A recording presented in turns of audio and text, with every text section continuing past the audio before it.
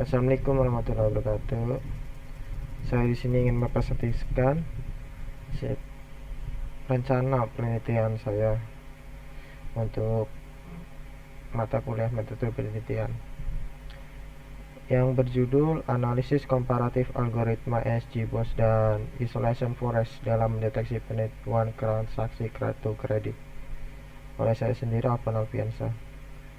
Selanjutnya ada latar belakang masalah untuk penelitian ini adalah yang pertama, tingkat penipuan kartu kredit yang tinggi. Penipuan kartu kredit terus menjadi masalah global yang merugikan konsumen, pedagang, dan lembaga keuangan, yang dimana sudah meresahkan masyarakat, dan dengan adanya penelitian ini diupayakan akan meminimalisir tingkat penipuan kartu kredit yang terjadi. Yang kedua adalah ketersediaan data transaksi memadai. Dataset yang digunakan haruslah besar dan representatif, mencakup beberapa jenis transaksi baik sah maupun penipuan, dengan jumlah yang seimbang. Yang ketiga adalah perbandingan performa algoritma. Belum ada penelitian komprehensif yang membandingkan secara langsung kinerja SGBOS dan Isolation Forest dalam konteks deteksi penipuan kartu kredit. Ini adalah menjadi suatu motivasi saya untuk membuat penelitian dengan judul ini, untuk membandingkan kinerja SGBOS dan Isolation Forest, yang dimana SGBOS ini berfokus kepada regresi dan klasifikasi, sedangkan Isolation Forest itu berfokus pada anomali. Yang menjadi pertanyaan adalah seberapa efektif kedua algoritma dalam mendeteksi berbagai jenis penipuan kartu kredit berdata real. Selanjutnya adalah tujuan penelitian. Tujuan penelitian yang pertama adalah menganalisis performa algoritma SGBOS dan Isolation Forest dalam mendeteksi penipuan kartu kredit. Setelah dibuat, dapat diupayakan untuk menganalisis performa algoritma. Yang kedua algoritma ini setelah melakukan hasil penelitian dibandingkan mana yang bagus. Yang kedua adalah mengidentifikasi algoritma yang lebih unggul berdasarkan karakteristik dataset dan metrik evaluasi. Setelah memastikan pada hasil penelitian secara dataset dan metrik evaluasi, manakah yang lebih bagus. Kajian data teori. SGBOS adalah algoritma pembelajaran mesin yang sangat populer yang kuat untuk tugas klasifikasi dan regresi. Algoritma ini merupakan implementasi dari teknik gradient boosting yang menggabungkan beberapa model lemah, biasanya pohon keputusan, untuk membentuk model yang lebih kuat.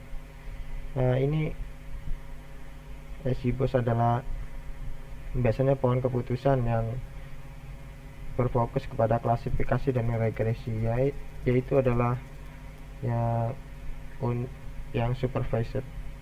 Yang kedua adalah Isolation Forest, algoritma deteksi anomali yang efisien dan efektif.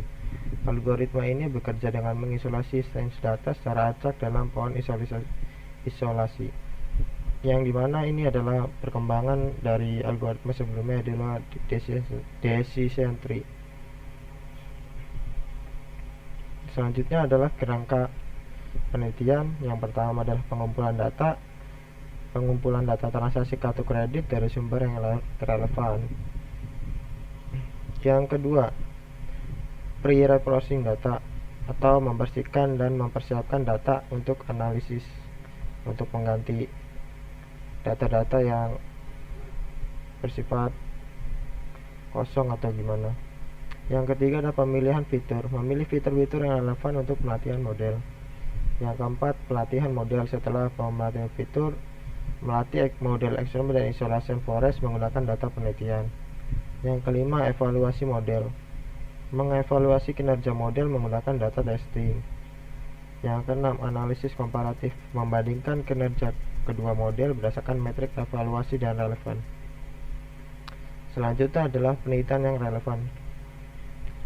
Penelitian sebelumnya yang menjadi pedoman saya untuk membuat judul penelitian ini adalah yang pertama adalah dari Putra tahun 2022 dengan judul Analisis Sistem Pendeteksi Penipuan Transaksi Kartu Kredit dengan Algoritma Machine Learning.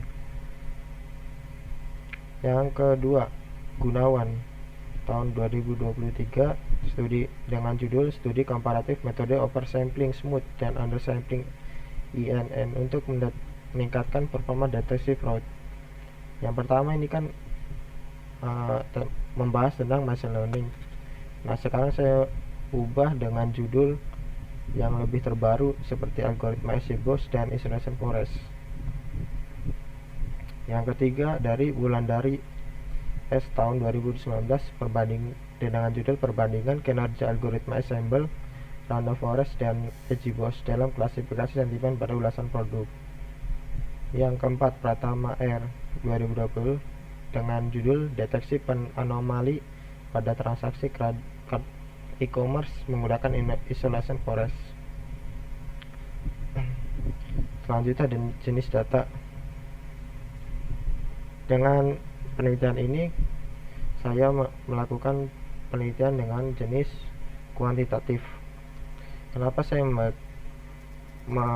memilih metode kuantitatif adalah yang pertama adalah penelitian tentang deteksi penipuan transaksi kartu kredit melibatkan data transaksi yang bersifat numerik.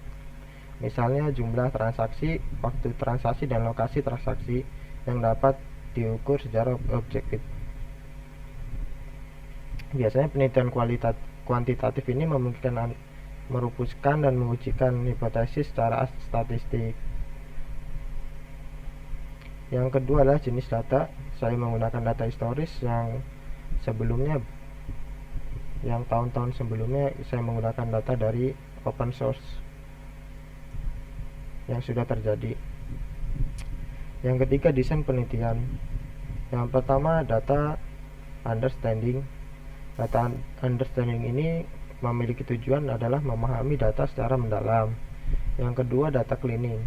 Tujuannya untuk memperbaiki kualitas data. Yang ketiga adalah feature selection. Tujuannya memilih fitur yang relevan untuk model. Yang keempat, fitur engineering dengan tujuan membuat fitur baru yang lebih informatif. Yang kelima, data splitting. Tujuannya membagi data menjadi data latih dan data uji.